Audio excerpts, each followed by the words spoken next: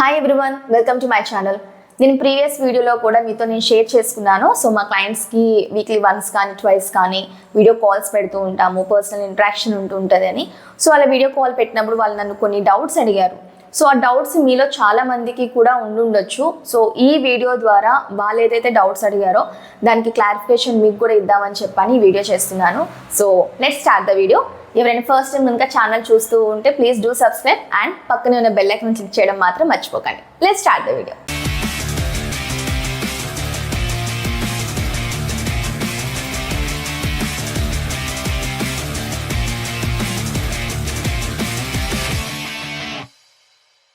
So నా clients అడిగిన వాటిలో మేజర్ డౌట్ వచ్చేసరికి యాష్కర్డ్ జ్యూస్ గురించి, బూడిద గుమ్మడికాయ జ్యూస్ గురించి.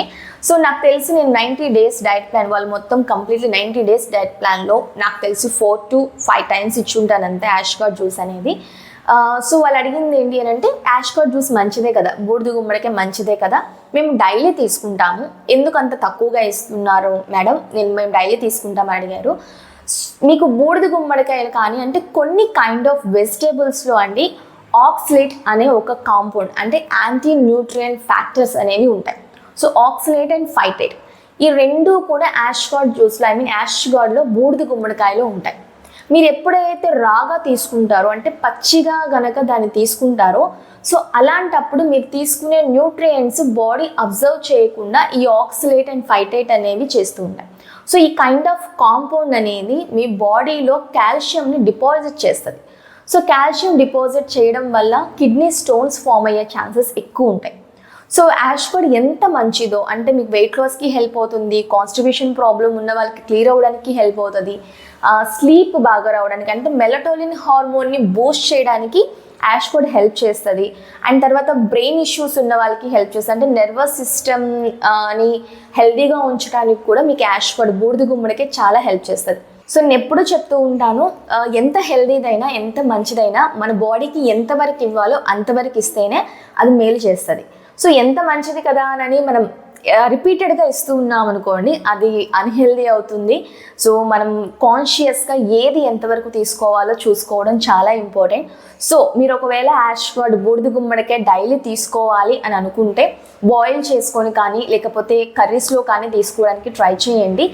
మ్యాక్సిమం రిపీటెడ్గా కాకుండా కొంచెం తక్కువగా తీసుకోవడమే దట్స్ సో బెటర్.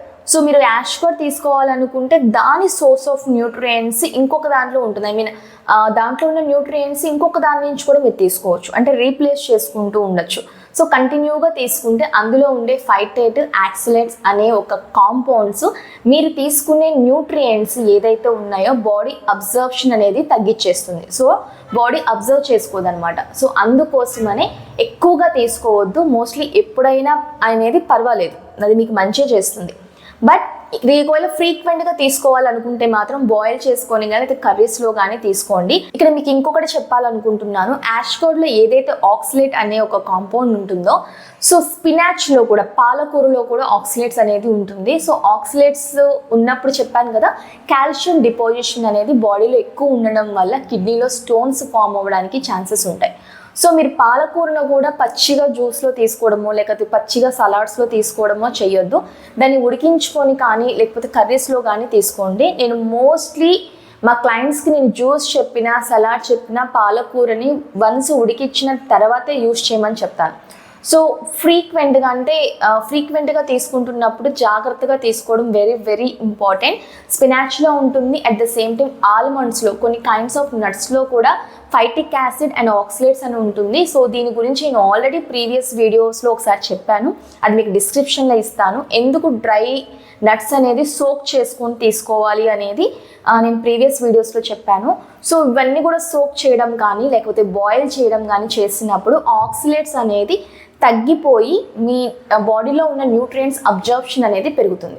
సో యాష్గార్డ్ని తీసుకోండి, బట్ ఫ్రీక్వెంట్గా వద్దు, ఎప్పుడైనా ఒకసారి తీసుకొని ఇన్ కేస్ మీరు తీసుకోవాలి అనుకుంటే బాయిల్ చేసి కానీ లేకపోతే సోక్ చేయడం కన్నా బాయిల్ చేసుకొని తీసుకుంటే దట్స్ వెరీ బెటర్.